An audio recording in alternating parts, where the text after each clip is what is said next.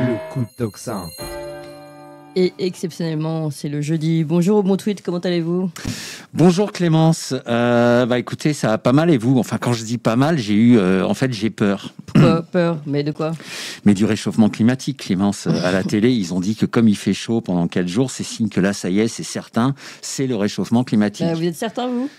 Ah oui, non, moi j'ai bien écouté ce qu'ils ont dit, ils sont formels, il faut pas confondre météo et climat. Oui, mais justement, c'est quoi la différence alors entre météo et climat ? Alors, toujours selon la télé, quand il pleut, qu'il fait froid et qu'on a globalement un temps de merde pendant 2 ans, ça c'est la météo. Ah bon, sur une période si longue, vous pensez ? Oui, tout à fait. Alors en revanche, quand il fait chaud pendant 3 jours, ça c'est le climat. Ah, et oui. c'est dramatique parce que ça veut dire que jamais il a fait aussi chaud de toute l'histoire de la Terre et qu'on va tous mourir, sauf bien sûr si on paye plein de taxes et qu'on accepte de vivre comme des clochards, pendant que ceux qui nous expliquent tout ça continuent à vivre comme avant. Oui, mais c'est pas très logique de parler de météo sur une période de 2 ans et de climat sur une période de 4 jours. Ah bah ça, moi je sais pas, hein, mais comme ils l'ont dit à la télé, c'est que forcément ils ont raison, sinon ils le diraient pas à la télé, Clémence. Oui, mais aussi, oui, on est une télé. Oui, mais alors sans vouloir vous offenser, hein, ma chère Clémence, nous c'est pas une vraie télé. Comment ça ? Regardez, moi j'ai un bonnet alors qu'il fait 30 degrés, j'ai des lunettes de soleil alors qu'on est en studio, et je porte un masque alors que le pic du Covid est passé depuis 2020. Oui, mais ça, c'est parce que vous voulez vous cacher, mais ça veut pas dire que vous dites toujours n'importe quoi. Oui, mais dans les vraies télés, les gens ils mettent des costumes et des cravates, alors tout de suite ça veut dire que c'est des gens sérieux qui disent des choses vraies, sinon ils viendraient habillés comme des clowns. Moi je suis désolé Clémence, mais contrairement aux idées reçues, parfois l'habit fait le moine. Vous voulez dire que je suis habillée comme une clown ? Non, alors ne me faites pas dire ce que je n'ai pas dit, mais bon, par exemple, Martin Veil a dit qu'on était un média proche des Russes, et Conspiracy Watch, ils ont dit qu'on était très complotiste. Donc vous avez vu, vous, un article dans Conspiracy Watch qui disait que BFM ou LCI étaient des médias complotistes ? Non, pas encore. Bon, voilà, donc là on est en plein dans une grosse période alarmante de réchauffement climatique pendant 4 jours qui justifie pleinement qu'on paye plein d'impôts, qu'on mange des cafards, qu'on se déplace à pied et qu'on brade nos appartements avec un mauvais DPE. Ouais, vous êtes sûr que vous allez bien aujourd'hui au mot tweet ? Oui, non, mais en fait, vous inquiétez pas. Non, mais en fait, je m'entraînais pour la suite de ma chronique. Mais vous vous entraîniez à quoi ? Alors, à me mettre dans la peau d'un normie. Ah oui, mais dans quel but ? Alors, pour voir ce que ça fait de prendre les informations des chaînes mainstream sans le moindre recul, ni le moindre sens critique, parce que des gens qui ont l'air sérieux disent des choses qui ont l'air sérieuses. C'est de ça donc que vous allez parler dans votre chronique du jour ? Alors non, pas tout à fait, mais ça en découle. Non, aujourd'hui, ma chronique va traiter de la vision à long terme, ou plutôt de la projection dans le futur de toutes les décisions qu'on prend aujourd'hui et qu'on nous présente bien évidemment sous une forme extrêmement flatteuse. Il s'agit donc d'une chronique Force 7 sur l'échelle du complotisme qui, je vous rappelle, en compte 10. Donc on est aujourd'hui sur une chronique pas mal complotiste quand même, puisque je vais faire des projections en partant d'une observation factuelle. Ah bon, et il y a une échelle du complotisme alors ? Oui, tout à fait, c'est moi qui l'ai inventé. Comme vous le savez, ma chère Clémence, dès qu'on ouvre la bouche, on se fait traiter de complotiste, même quand on ne fait que observer des faits, ce qui est tout de même un peu étrange. Du coup, moi j'ai créé une échelle que je vous présenterai certainement un jour, un peu comme l'échelle de Richter ou l'échelle de Beaufort, graduée de 1 à 10, montrant le niveau de complotisme du sujet dont on traite. Alors, juste pour que nos auditeurs comprennent, dites-nous ce que c'est la force 1. Alors la force 1, c'est même pas du complotisme, c'est juste de l'observation factuelle avec un œil un peu distancié. Donc je vous donne un exemple. Tiens, c'est quand même bizarre que 2 avions, ça fasse tomber 3 tours gigantesques et plein de petites tours aux alentours, et que tout soit réduit en poussière, sauf les passeports des terroristes. Ou bien, dis donc, je le comprends pas très bien, ce vaccin. Non seulement il empêche que dalle, mais en plus, les gens qui le prennent tombent très souvent malades. Du coup, je me demande pourquoi Olivier Véran voulait qu'on le prenne tous. Donc, vous voyez, là, on est vraiment sur du constat. Oui, alors je vois, alors ça fait déjà peur parce que... Bon. Et la force 10 ? Alors, la force 10, ce serait un truc dans le genre, tout ce que nous vivons est la résultante d'une guerre sans merci que se livrent des entités extraterrestres pour le contrôle de la Terre, parce qu'en gros, nous, humains, représentons une forme de carburant pour eux. En effet, oui, c'est très, très, très, très complotiste, là. Oui, alors, mais pas inintéressant, Clémence. Bref, aujourd'hui, puisque je vais faire un peu d'extrapolation, ça explique pourquoi cette chronique sera Force 7. Alors, j'ai peur, mais on vous écoute. Voilà, alors déjà, en introduction, la plupart de vos auditeurs connaissent une personne qui s'appelle Noam Chomsky, qui est un linguiste américain, un peu anarchiste, qui, entre autres, a écrit un petit pamphlet qui s'appelle « Les 10 stratégies de manipulation des masses ». Et aujourd'hui, nous allons nous intéresser à la stratégie numéro 3, la stratégie de la dégradation qui est la suivante. Pour faire accepter une mesure inacceptable, il suffit de l'appliquer progressivement en dégradé sur une durée, par exemple, de 10 ans.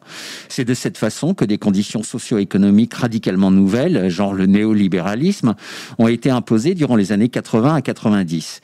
Chômage massif, précarité, flexibilité, délocalisation, salaire n'assurant plus un revenu décent, autant de changements qui auraient provoqué une révolution s'ils avaient été appliqués brutalement. Voilà, et donc aujourd'hui, je vais passer en revue quelques exemples de mesures prises récemment, toujours pour notre bien, et qui, selon les projections des complotistes, seront à terme des prisons pour le peuple qui, s'il les discernait avec autant de clairvoyance que nous, pourrait les tuer dans l'œuf avant qu'il ne soit trop tard. Et alors, par quoi allez-vous commencer ?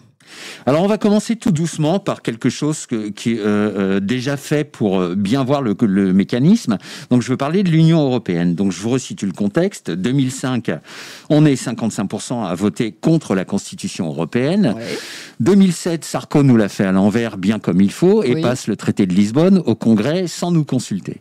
Donc là, logiquement, ceux qui ont voté non en 2005 ont gueulé. On leur a répondu qu'en fait, ça n'avait rien à voir, que c'était un traité complètement différent, alors qu'en vrai, ils avaient juste modifié 3 virgules. Voilà, et vous connaissez l'histoire. Mais là où la majorité a vu une espèce de fait du prince de la part de Sarko, pour ne pas se mettre mal avec l'Europe, ils étaient peu nombreux, ceux qui ont compris ce jour-là ce que nous voyons tous désormais, c'est-à-dire que l'UE était une espèce de monstre totalitaire, vraisemblablement sous le contrôle de puissances étrangères, qui, avec son parlement strasbourgeois, se donnait une espèce de vernis démocratique, pendant que sa commission bruxelloise allait progressivement cumuler tous les pouvoirs dans une espèce de nébuleuse de plus en plus opaque et de plus en plus illégitime. Et de Barroso à von der Leyen, en passant par Juncker, nous avons vu cette commission aspirer progressivement toute la souveraineté des États membres, ce qui n'aurait jamais pu se faire en une fois en 2007. Et bien évidemment, ceux qui ont vu le truc arriver se sont fait traiter de complotistes, d'oiseaux de mauvais augure, de parano, de Cassandre, etc. etc. Vous l'aviez vu, vous, en 2007 ? Non, j'en ai voulu à mort à Sarko, pour qui, je vous rappelle, à ma grande honte, j'avais voté, mais à ce moment, je n'étais que ceinture jaune de complotisme. Ah oui. Donc je ne voyais pas forcément tous les coups pourris arriver à partir d'un événement isolé. Je n'avais pas encore cette gymnastique cérébrale. Et pourtant, c'était très clair, comme on peut le voir dans l'extrait vidéo là qu'on va passer. Les européistes ont l'habitude de n'avoir jamais en face d'eux de contradicteurs qui connaissent le droit aussi bien qu'eux. Je vais vous raconter une anecdote. J'étais détaché dans une grande entreprise publique, peu après le traité de Maastricht. Je me retrouve dans un amphithéâtre à Strasbourg. Et là, j'ai les membres du service juridique de la commission qui fait un exposé en disant « On a eu très peur avec le référendum français sur Maastricht et nous avons donc décidé de ne plus jamais donner la parole au peuple français. » Carrément, il dit Carrément. Ça. Je me lève. Je dis, mais comment est-il possible de dire cela quand on se prévaut de principes démocratiques? Et je vois se tourner vers moi 400 visages, les 400 personnes présentes dans cet amphithéâtre, qui m'ont regardé comme si j'étais un ovni. C'était, comment se fait-il que dans un lieu où on va parler du droit européen et de la suite, il y ait une personne qui ne soit pas d'emblée acquise à tous les débordements du totalitarisme européen? Alors c'est André Bonnet que nous avons reçu également. Voilà, donc et donc maintenant, moi je suis monté en grade, j'ai pris un peu de bouteille et je pense en toute modestie avoir un certain niveau qui fait que les normies me considèrent comme un psychopathe dégénéré, alors que dans le même temps, je commence à jouir d'une petite réputation dans le milieu du complotisme. Et comme en face, on a des gens d'un niveau déplorable avec la finesse et la discrétion d'une baleine dans le petit bassin de la piscine de Vierzon, je crois pouvoir annoncer sans trop me tromper le futur de toutes les mesures bien pourries qu'on est en train de prendre pour notre bien. Oui, alors donnez-nous quelques exemples. Le premier, on est en plein dedans, donc c'est évidemment l'euthanasie. Donc j'en ai déjà pas mal parlé, mais j'insiste parce que c'est un vrai marqueur de notre société. Donc la loi est passée. Donc selon Olivier Falorni, son promoteur, c'est donc génial. Les gens vont enfin pouvoir mourir dans la dignité. Et la plupart des normies à qui j'en ai parlé sont du même avis. Ils voient ça comme un véritable progrès qui permettra d'abréger des souffrances inutiles et que l'acharnement thérapeutique, ça coûte cher et gna gna gna et nini et pompon et chanchon. Sauf que nous, on l'a vu l'autre jour, grâce au professeur Touraine, que les malades incurables et douloureuses n'étaient qu'une première, les maladies incurables et douloureuses, n'étaient qu'une première étape pour mettre le pied dans la porte, et qu'ensuite on étendra ça aux maladies dégénératives, genre Alzheimer, puis aux dépressifs, puis à n'importe quelle personne qui exprimera le souhait de mourir, souhait auquel, je le rappelle, on n'aura pas le droit de tenter de l'en dissuader. Oui, et ça peut aller jusqu'où, vous pensez ?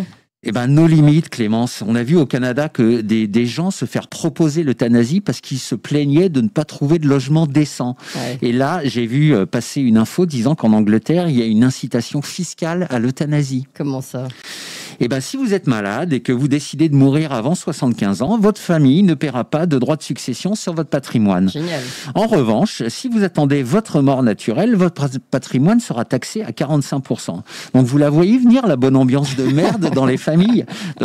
Dis papa, tu sais que ton truc ça va pas s'arranger, donc tu voudrais pas mourir maintenant. Je te cache pas que ça nous arrangerait avec mes sœurs. Allez, fais pas ta pute, etc., etc.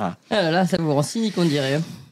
Mais c'est pas moi qui suis cynique, c'est ceux qui ont eu cette grosse idée de merde. Mais à mon avis, si le thème des débats à l'Assemblée, ça avait été l'euthanasie comme niche fiscale, ce serait passé un peu moins bien que l'aide à mourir dans la dignité. Donc vous voyez le principe. Bah oui, carrément. Vous pouvez nous donner un autre exemple ? Volontiers, ma chère Clémence. Donc deuxième sujet, la reconnaissance faciale. Donc elle a été officiellement expérimentée pendant les JO, parce qu'en fait, ils le faisaient avant, mais bon, voilà.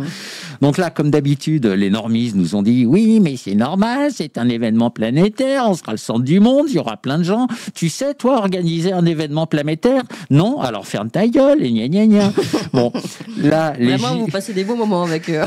Oui, ah non, mais alors, et encore, je vous raconte pas tout.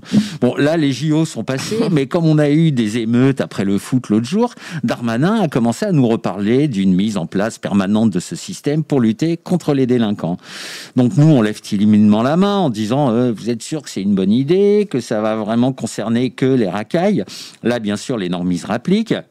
Bah oui, bien sûr que c'est une bonne idée, ça rendra les rues plus sûres. Et puis si t'as rien à te reprocher, ça devrait pas te gêner. Voilà. Donc moi je réponds non, bande de connards. Ça fait 60 ans que les rues sont de moins en moins sûres, preuve que la sécurité, ils s'en tapent. Ou plutôt, ils s'en servent comme d'une excuse pour contrôler toute la population, notamment nous, hein, les vilains complotistes, et pour mettre en place le crédit social qui fait les beaux jours de la Chine. Sauf que nous, ceux qui en pâtiront le plus, ce seront pas les racailles, mais les gens normaux. Et c'est exactement ce qui vous attend. Un autre exemple ? Volontiers. Bon, les CBDC, donc c'est les monnaies numériques des banques centrales, donc un moyen de paiement digital basé sur le principe du Bitcoin. Donc la version officielle est que ça va être pratique et sécure et qu'on pourra plus vous voler votre argent et que ça permettra de lutter contre le trafic de drogue et le terrorisme. L'inconvénient, c'est que l'État saura en temps réel ce que vous achetez et pas uniquement la somme que vous dépensez, ce qui est le cas actuellement. Donc là, les normisent, bah oui, mais c'est quand même pratique et puis rends-toi compte, ça empêchera le terrorisme. Et puis, qu'est-ce que ça peut te foutre si l'État te surveille ce que tu achètes? Tu veux peut-être acheter des coupées gonflables. Voilà. Bon, non, tête de con. Le problème, c'est qu'avec les CBDC, l'État pourra te dire que tu as trop consommé d'essence ou que tu as acheté ton quota de viande pour le mois en cours et que là, tu vas devoir acheter que de la nourriture synthétique. Ou bien que ta carte vitale montre que tu n'es pas à jour de tous tes vaccins, donc tes moyens de paiement sont suspendus jusqu'à régularisation de ton statut vaccinal. Ou encore, tiens, le tweet que tu as fait mardi dernier, critiquant l'action présidentielle, a été signalé comme discours de haine. Ton compte CBDC est donc bloqué pendant 72 heures, etc., etc. Oui, mais là, vous allez vous faire traiter de complotiste. Oui, mais c'est ça le pire. Ils n'apprennent rien du passé et sont toujours aussi passifs face à une menace qu'ils considèrent comme imaginaire. Et quand bien même elle serait imaginaire, se méfier du pire n'est-il pas préférable plutôt qu'attendre comme une espèce de gros bonnet que le piège se referme et dire « Oups, dis donc, t'avais raison, oh ben ça alors ?» Oui, bah vu comme ça, en effet. Bon, allez, vous nous donnez un dernier exemple dans les décisions récentes ? Ok. Eh ben alors, je vais à nouveau terminer sur le DPE. J'en ai beaucoup parlé récemment, mais voilà. Donc là, l'excuse, c'est de lutter contre les passoires thermiques pour sauver la Terre et loger les gens dans la dignité et blablabla. On retrouve la dignité. Voilà, toujours la dignité, le bien-être, etc.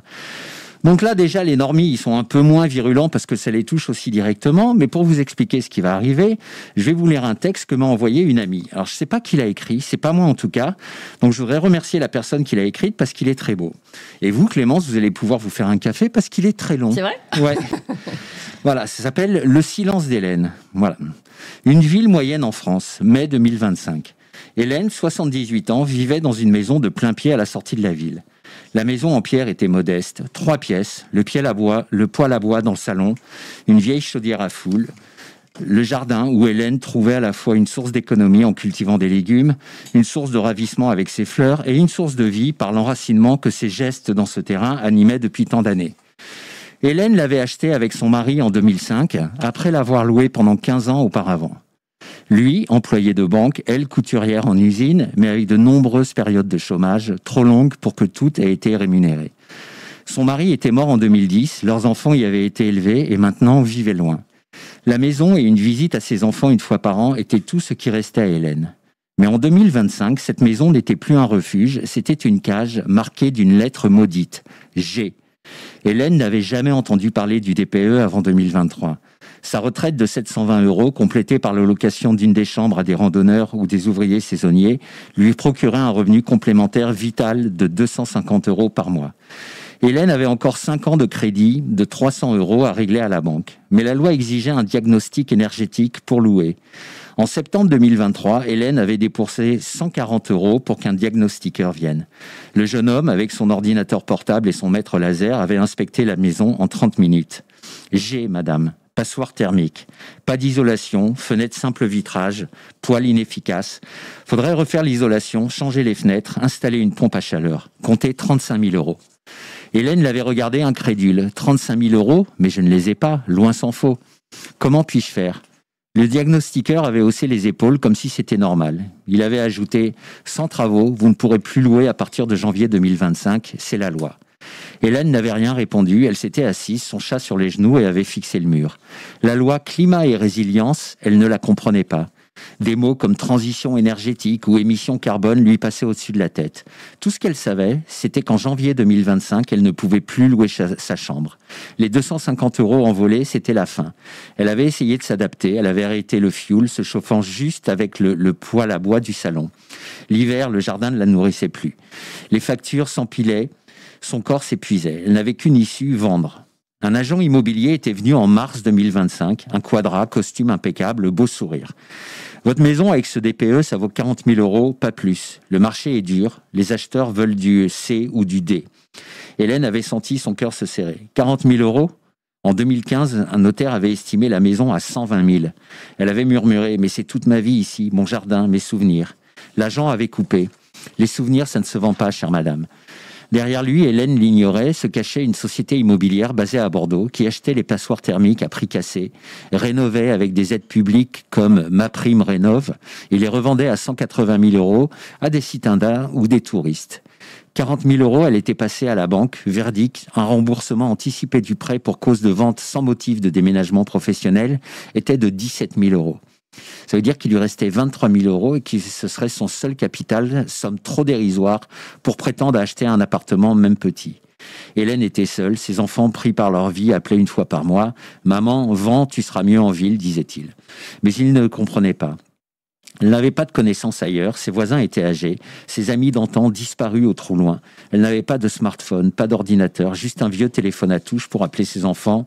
Internet, elle s'y était jamais intéressée. Elle lisait l'Écho, le journal local, mais les articles sur les DPE étaient rares, pleins de jargon. Elle était allée à la mairie. Le maire, un homme d'une soixantaine d'années, l'avait reçue dans son bureau encombré. « Hélène, je sais, c'est dur, mais on n'a pas de fonds pour aider. Et si on s'oppose au DPE, il menace de couper les subventions. » Il avait parlé des normes européennes, des budgets. Hélène avait hoché la tête, mais elle ne comprenait qu'une chose. Personne ne l'aiderait. Elle avait écrit une lettre au préfet, elle racontait sa maison, son histoire toute simple, pas de réponse. Elle avait voulu croire en un miracle, mais les jours passaient et la réalité s'imposait. En avril 2025, elle avait signé 38 000 € après une négociation humiliante, une bouchée de pain pour sa vie. L'agent immobilier pressé avait promis que tout serait vite réglé. Hélène n'avait pas vu le contrat de la société immobilière, une filiale d'un fonds d'investissement qui transformait les maisons G en gîtes de luxe. Hélène avait loué un studio en centre-ville à 420 € par mois. Elle avait emporté son chat, quelques photos, les quelques meubles que son studio pouvait contenir. Elle était allée voir une assistante sociale qui lui avait dit qu'elle pouvait prétendre au minimum vieillesse pour compléter sa retraite, maintenant qu'elle n'avait plus le loyer de la chambre. Elle n'avait pas eu la lucidité de se renseigner avant, et tant le maire que les autres personnes qu'elle avait contactées avant la vente de sa maison ne le lui avaient dit. Atterrée, elle réalisa que mieux renseignée, elle aurait pu garder sa maison. Le minimum vieillesse remplaçant le loyer de la chambre. Elle n'avait jamais demandé d'aide, elle ne s'imaginait pas cela possible. L'aurait-elle demandé si elle avait su avant ? Elle ne sait pas. Ce n'était pas inscrit dans sa mentalité, mais là, avec 420 € de loyer, elle ne pouvait pas faire autrement. Et puis toute sa dignité s'en était allée, remplacée par la résignation. Pourquoi personne ne lui avait rien dit ? Hélène était-elle trop en dehors pour comprendre pourquoi on ne l'avait pas prévenue ? Pourrait-elle croire si on lui disait les compromissions sous-jacentes?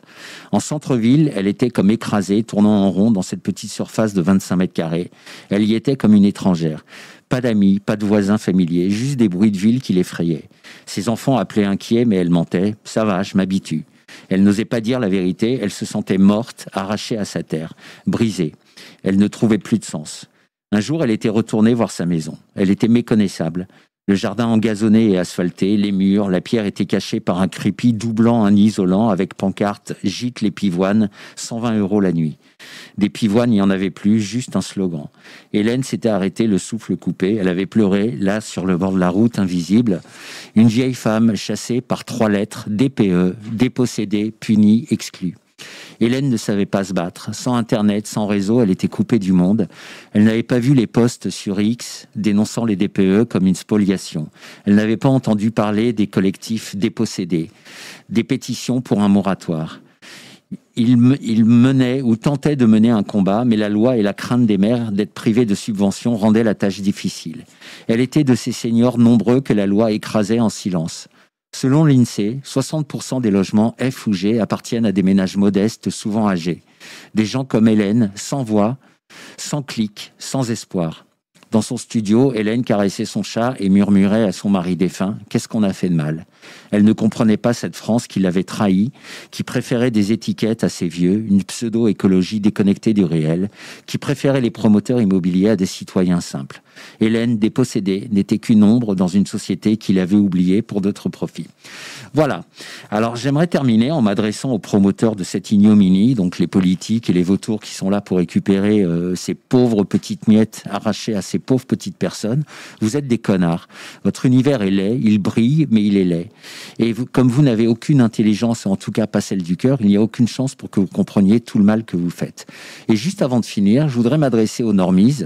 Arrêtez de nous combattre. À part nous, personne ne vous dira ce qui vous attend si vous laissez mettre en place toutes ces horreurs technocratiques. On fait pas ça pour avoir raison, on adorerait avoir tort, mais on sait qu'on a raison. Alors on vous attend, mais dépêchez-vous, putain.